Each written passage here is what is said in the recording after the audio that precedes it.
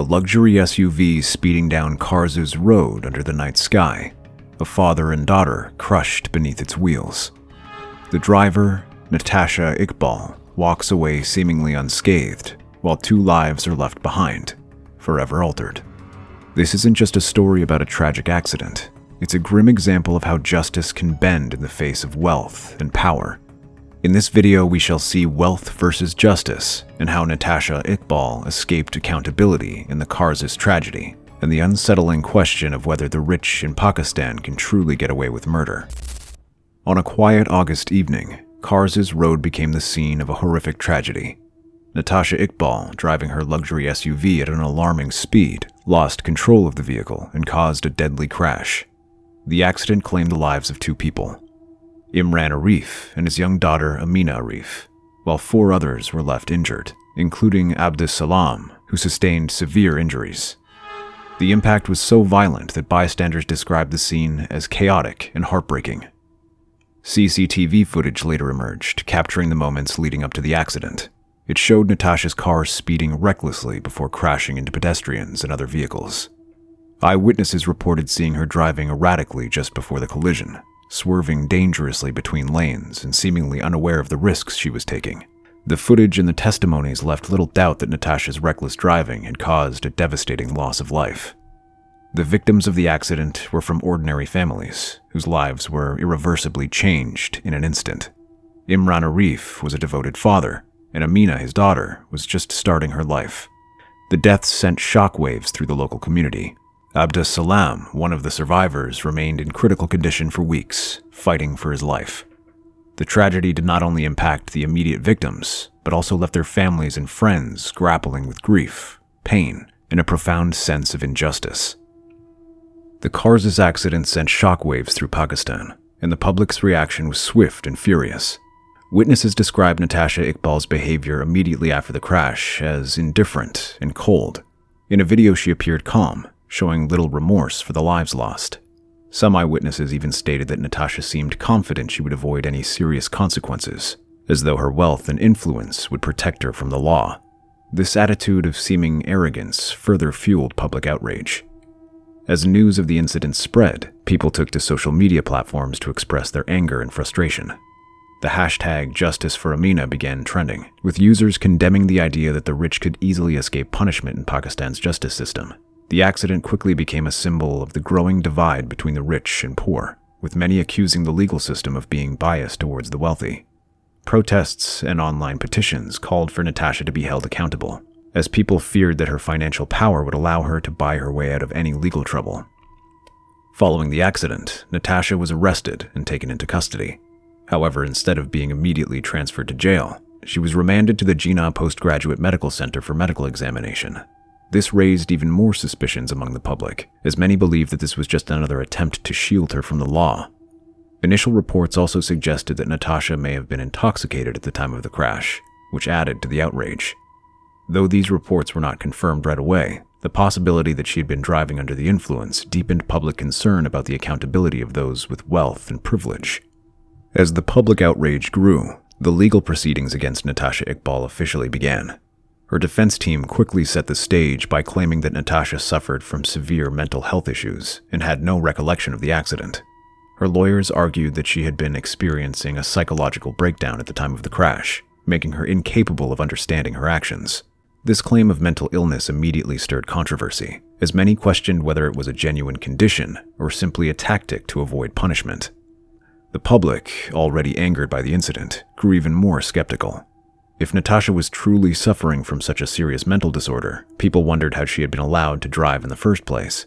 The argument raised concerns about whether her wealth and status were being used to manipulate the legal system.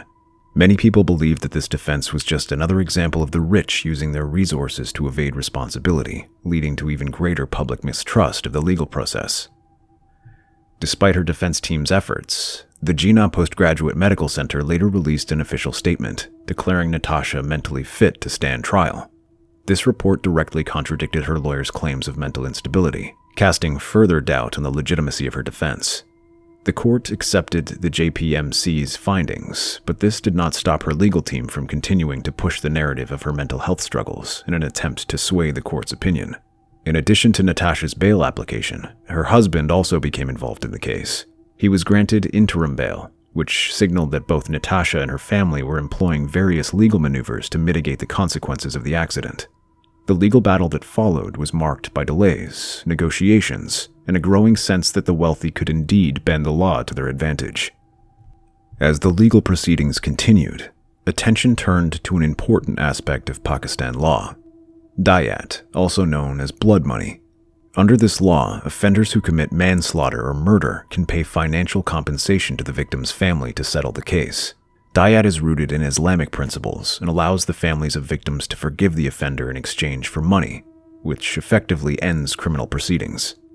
While this practice is legally recognized, it has often been criticized for enabling wealthier individuals to avoid full accountability for their actions. In Natasha Iqbal's case, the Dayat law became a central part of the resolution. Her family agreed to pay over 5.5 crore as blood money to the family of Amina Arif, one of the victims. In addition to this large sum, Natasha's family also provided additional compensation to those who were injured in the accident, including Abdus Salam, who had sustained critical injuries. The payments were presented in a way to bring closure to the grieving families, but they also sparked a debate about justice, fairness, and the influence of wealth in such legal outcomes. Some members of Amina's family publicly forgave Natasha, citing religious reasons and stating they were doing so in the name of Allah. This act of forgiveness was a key part of the settlement under Dayat, and it allowed the legal case to come to an end. However, the public reaction to this development was mixed. Many saw this financial settlement as nothing more than a misuse of wealth, a way for the rich to escape consequences that an ordinary person would likely face. Others, however, viewed it as a legitimate solution, pointing out that Dayat is legal under Sharia law, and forgiveness is encouraged in Islamic teachings. While the legal case may have been closed with the payment of blood money, the controversy surrounding it left a lasting impression on the public.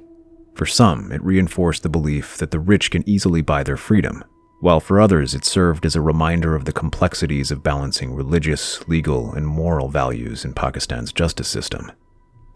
The Karsaz accident shed light on serious issues within the Pakistan legal system. It demonstrated how individuals with significant wealth often use their financial power to escape the consequences of their actions. This case is not an isolated incident. It highlights a broader pattern where rich individuals manipulate the legal process to their advantage. For instance, many high-profile cases in Pakistan reveal similar trends, where wealth directly impacts the outcome of legal proceedings. These examples create a concerning narrative about justice that favors those with deep pockets. Experts have voiced their concerns about how wealth and influence shape legal outcomes, particularly in cases involving road accidents. They argue that wealth can manipulate investigations, affect judicial decisions, and create an environment where the rule of law is compromised. This manipulation not only erodes public confidence, but also raises ethical questions about the equality of justice. As more cases like Natasha Iqbal's come to light, it becomes increasingly important to address these systemic issues. The Karsaz tragedy serves as a stark reminder of the urgent need for reform within the legal system to ensure that justice is truly served for everyone, regardless of their economic status. Pakistan faces significant challenges when it comes to road safety, and the case of Natasha Iqbal has highlighted some of these issues. Many wealthy individuals frequently escape penalties for violating traffic laws, which raises serious concerns about accountability. Instances of affluent drivers flouting regulations without facing severe consequences are all too common. This behavior not only endangers public safety, but also perpetuates a culture where the rich feel they are above the law.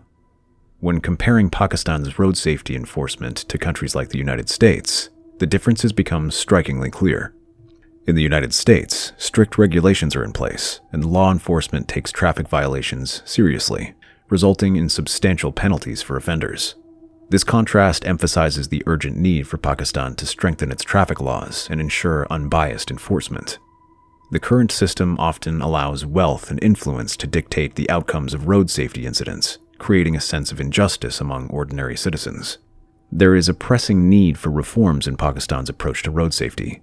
Stricter traffic laws must be implemented, along with a commitment to fair enforcement that applies equally to everyone, regardless of their financial status. International initiatives, such as the United Nations Road Safety Strategy, offers a framework that Pakistan could adopt. By focusing on improving infrastructure, enhancing driver education, and promoting responsible driving habits, Pakistan could significantly reduce road accidents and fatalities. Pakistan has the potential to turn the tide on its road safety issues, but it requires a collective effort to hold everyone accountable, especially those who believe their wealth grants them immunity from the law. The case of Natasha Iqbal serves as a striking example of the challenges within Pakistan's border justice system. It reflects the troubling reality that wealth and privilege can often shield individuals from accountability.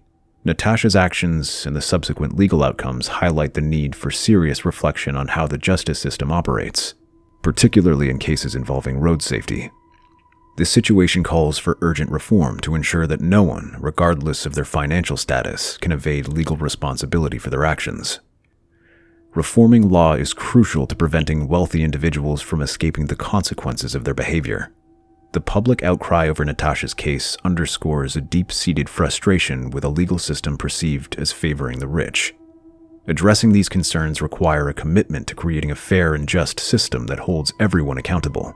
This includes strengthening traffic laws and ensuring that enforcement is consistent and unbiased.